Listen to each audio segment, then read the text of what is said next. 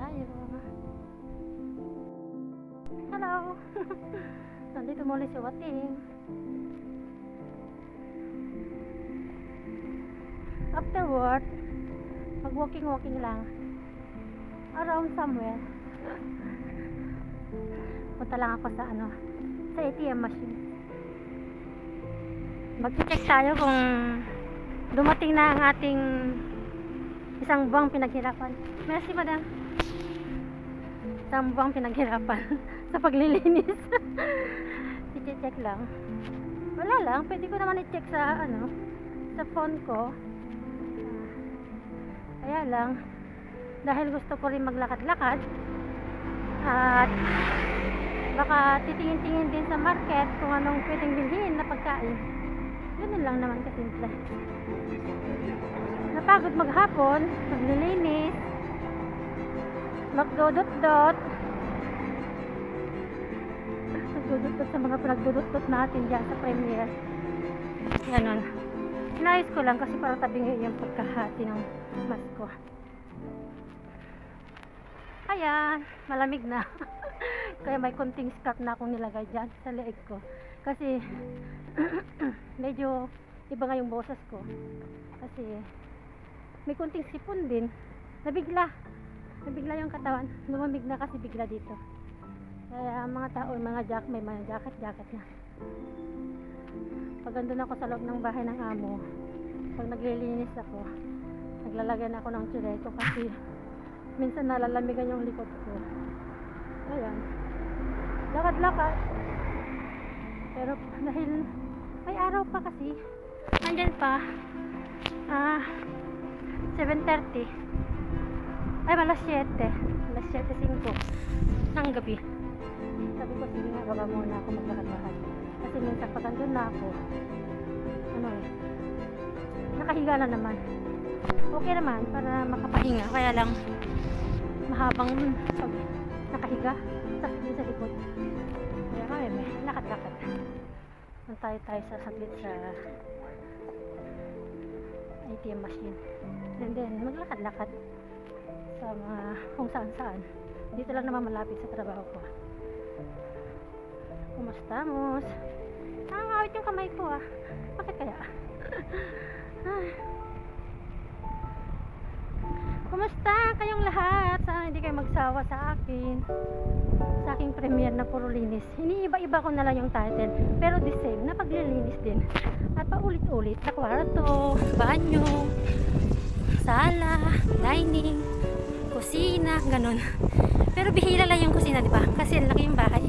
Dalawang kusina, pero isa lang yung nilinis ko. Kasi sa baba, kinakuya na yon. Sila ang gumagamit. Sila na din naglilinis doon. At doon sa taas, doon ako laging gumagamit. Kaya sa akin na din maglilinis doon. Pero sa mga kwarto-kwarto lahat na sa akin na. Kasi si Kuya, parang siya ay katiwala na sa bahay ng amo ko. Ako sa akin na talaga ang paglilinis. Nasa obligasyon ko na yun. Ganun! Gusto ko maglakad-lakad kasi ang hirap tumaba. Kahit pagod ka na sa trabaho maghapon, iba din yung paglalakad mo. Kasi ang mahal ang jacket. Panibago na namang jacket pag ganun. Ayan, sarado na. Kasi gabi na. Bilihan ng prutas.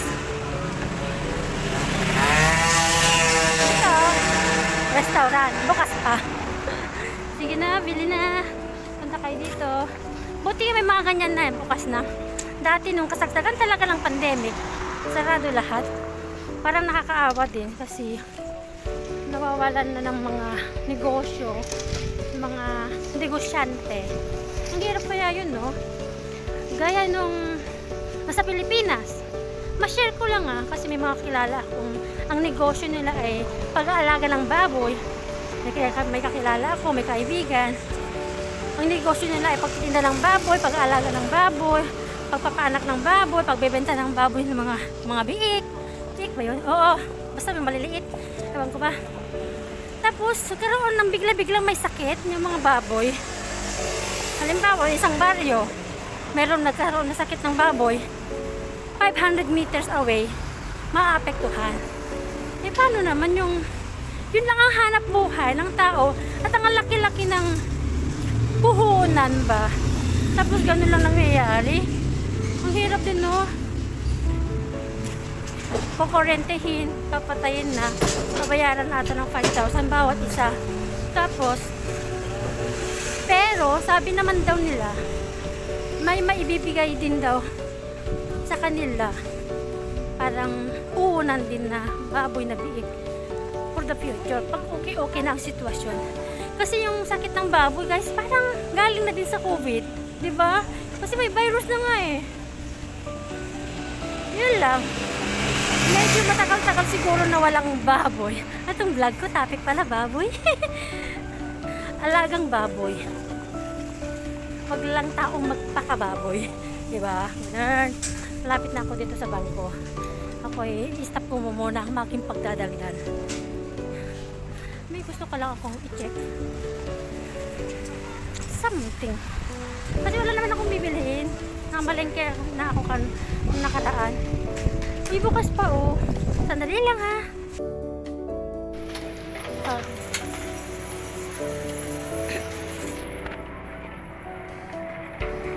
Ayan.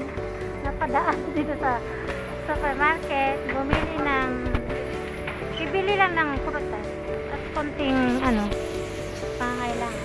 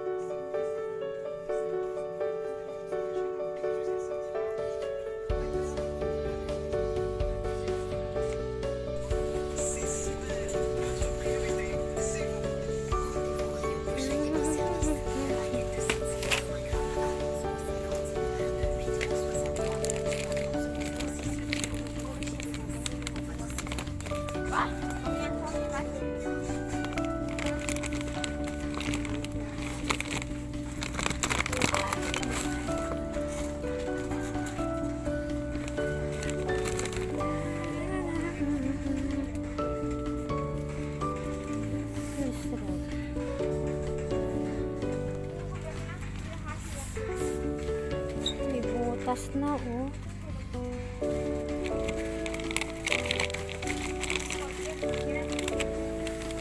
May butas na siya.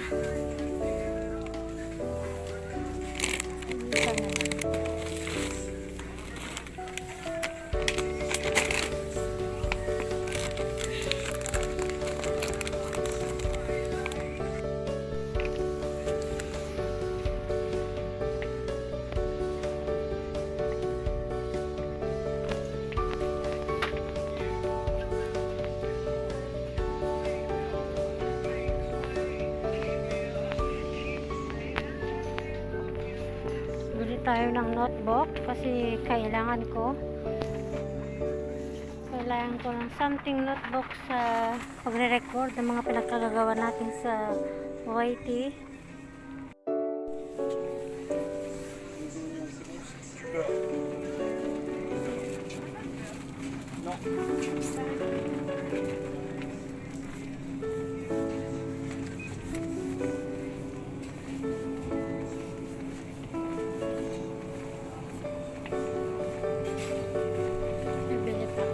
Kamatis.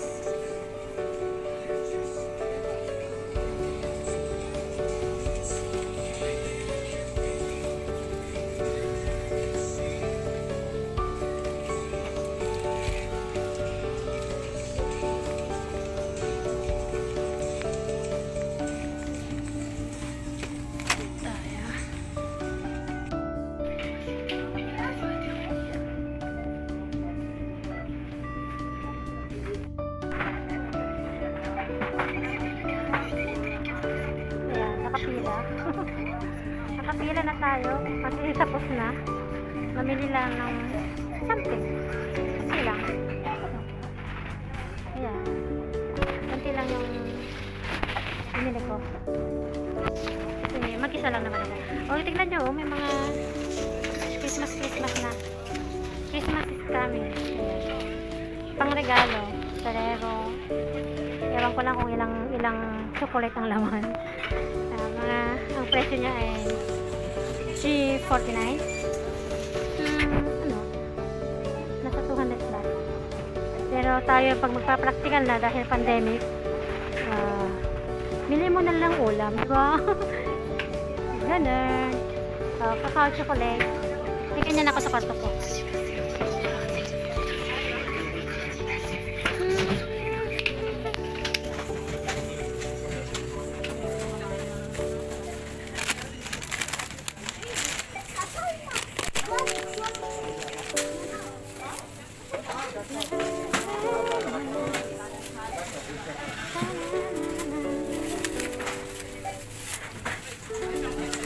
Konting prutas lang guys, saka konting ulam. Ayan. May mangga. Ay, ko lang to lang 2 euro isa. Kumuha ko lang 3. Kasi pa-winter na, paubos na mga ganyang prutas. Kaya, sayang naman no. Ito paano makakain ng mangga. Kumuha ko ng isa supot, lalagayan ko mamaya. Ayan, nakapila na. Ang dami pa ring tao. Sa ganitong oras. Ano na yun? Paalas 8 na. Pagabi na. Medyo madilim na rin.